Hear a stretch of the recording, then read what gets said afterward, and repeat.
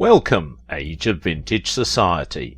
Susan Oliver earned great notices and won New York's Theatre World Award for her outstanding breakout performances. Susan was occasionally offered a number of striking and often showing neurotic performances on episodes of Bonanza, Wanted Dead or Alive, 77 Sunset Strip and Wagon Train. But I'm sure you remember Susan Oliver as the Green Girl in Star Trek.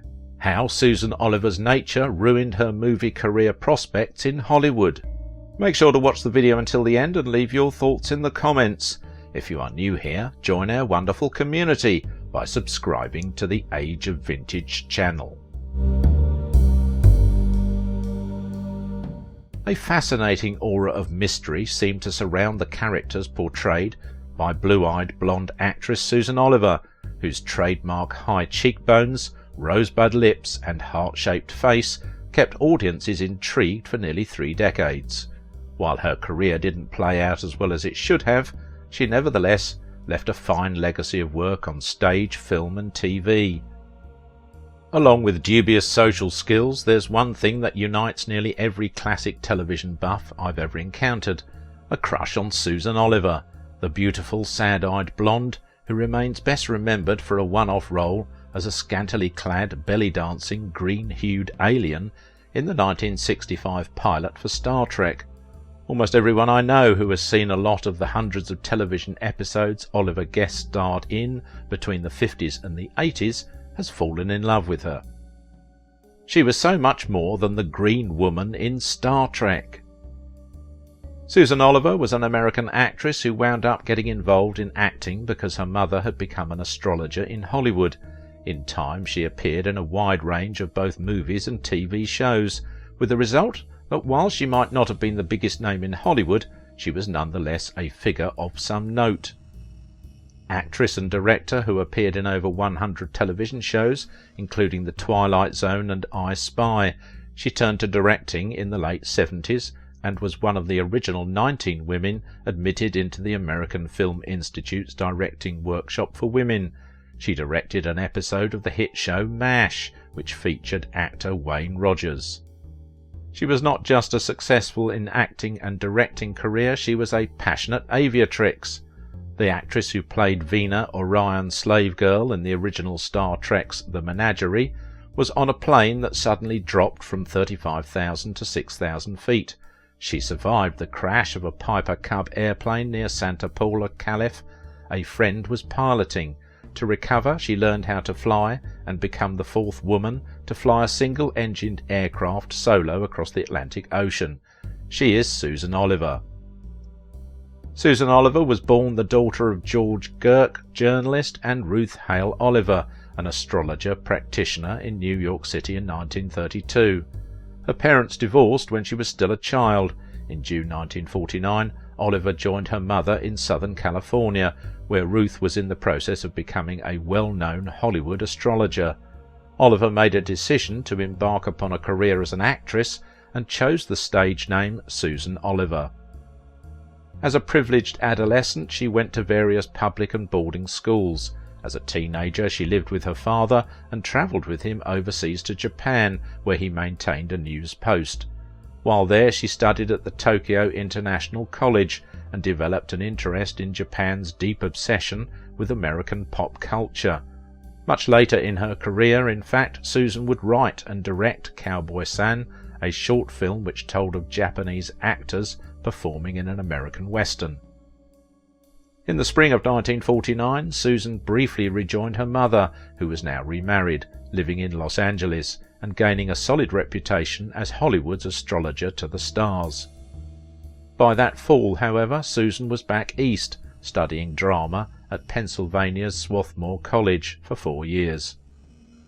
She also studied voice training under Maria Callas's teacher for one singing role.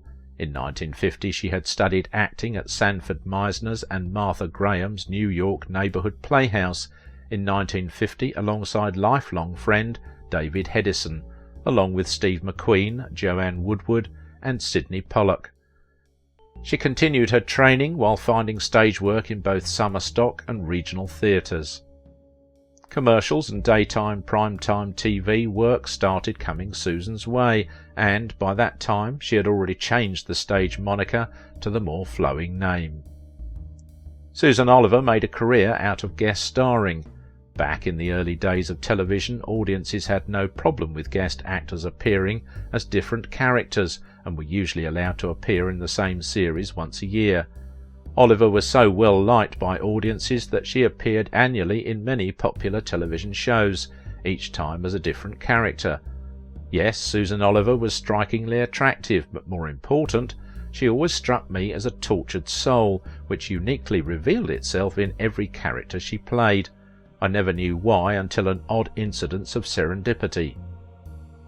The year 1957 began with a debut ingenue role as a Revolutionary War-era daughter in the Broadway comedy Small War on Murray Hill, which opened and closed at the Ethel Barrymore Theatre after only 9 days. A far more potent and substantial role fell her way in October of that same year, when she replaced British actress Mary Ure as Alison Porter in the superior kitchen sink drama Look Back in Anger. Susan continued to find extensive dramatic work in live East Coast TV plays with roles on the Kaiser Aluminium Hour, the United States Steel Hour, Studio 57 and Matinee Theatre.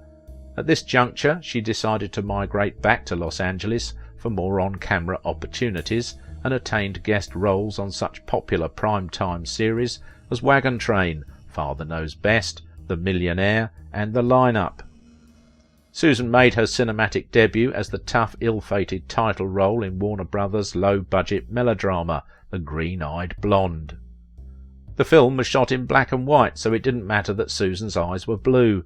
Top billed, she played the rebellious delinquent leader at a girls' reformatory and lent class to the rather exploitative material, which was written by blacklisted writer Dalton Trumbo. Produced and directed by George Pappy, who also co-wrote the script with editor Amy Glickman Brown, The Green Girl was financed independently and received no industry recognition or support from an institution that never treated the subject of this documentary with the respect she deserved. However, steadily growing in respect and sales since its appearance, we tried to reveal not only the value of non-Hollywood independent funding, but also informative contributions by many family industry people who are finally allowed to deliver their respect for a tragic yet resilient colleague. It also sets the record straight about someone who combined many talents. Susan Oliver was a prolific and astounding actress whose directing career was unfairly nipped in the bud.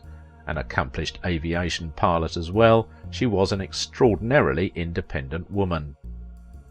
George Pappy first discovered her as the Green Girl, but before that role Susan Oliver had appeared as guest star in many television shows from the late 50s onwards and well into the 80s. A Susan Oliver guest role in any television episode during the 50s and 60s was an event worth seeing, since she lit up the screen not only by an attractive presence motivated by her professional and subtle use of eye movement, but also her glamorous and intelligent persona, a combination not always appreciated in past and present industries. Not playing the Hollywood game at the beginning of her career, Susan earned the wrath of Jack Warner and several agents, possibly angered at not gaining their expected monetary interest from her if she had remained in the same series year after year. She outlived her more obedient studio peers, such as Carol Lynley, Diane McBain and Yvette Mimieux, by continuing to act well into her 40s. A brief return to the Broadway stage with the comedy Patate, starring Tom Ewell and Lee Bowman, would last only 4 days, but Susan earned great notices and won New York's Theatre World Award for her outstanding breakout performance. Stubbornness cost her the possibility for consideration in Dr. Chivago when she was under MGM contract, where other starlets such as Jane Fonda and Yvette Mimieux were competing. An imaginary version of John O. Thompson's 1978 article Screen Acting and the Commutation Test offers fertile possibilities in terms of the potential Susan had to play Lara under David Lean's direction, but this was sadly not to be. It appears that she was not interested in a studio contract, no matter how much this could have contributed to her future fame and fortune. Thus she was out of consideration for roles in The Graduate, Bonnie and Clyde and Rosemary's Baby. However, despite making some unsatisfactory films, she could light up the screen in certain instances, as the clip included by Pappy from Butterfield 8 shows her putting down Elizabeth Taylor and playing the wife of George Hamilton's Hank Williams in the already old-fashioned type of Hollywood biopic, Your Cheating Heart. Susan appeared as a regular for one season on Days of Our Lives and received a Supporting Actress Emmy nomination for the made-for-TV movie, Amelia Earhart. Playing aviatrix Netta Snooky Snook, friend and mentor to the title character, played by Emmy-nominated Susan Clark, the role of Snook was tailor-made for Susan, who by this time had merited attention as a licensed commercial pilot and skilled flying ace. Susan's passion for flying had been compromised a decade earlier after a dramatic 1966 commercial plane scare. The near-death experience kept the actress on solid ground for well over a year before she managed to overcome her paralysing fear. Towards the end of her life she planned to return to the East Coast and theatrical work, so this explains her desire for frequent guest roles in which she played different characters rather than being trapped in a series, playing the same character and then being forgotten once the series ended.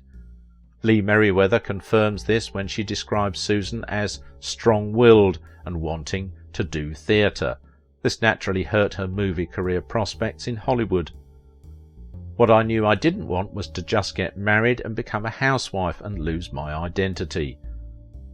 Susan occasionally appeared in series in an ongoing non-guest star role, such as Anne Howard in Peyton Place, but she never remained long due to boredom playing the same role or desire to pursue other avenues such as aviation or directing.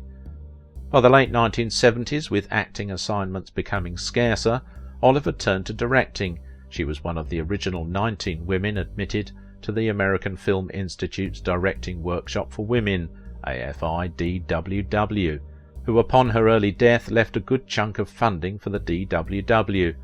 In 1977 she wrote and directed Cowboy San, her AFI-DWW short film which presents the fantasy scenario of a Japanese actor and actress playing leads in an American Western.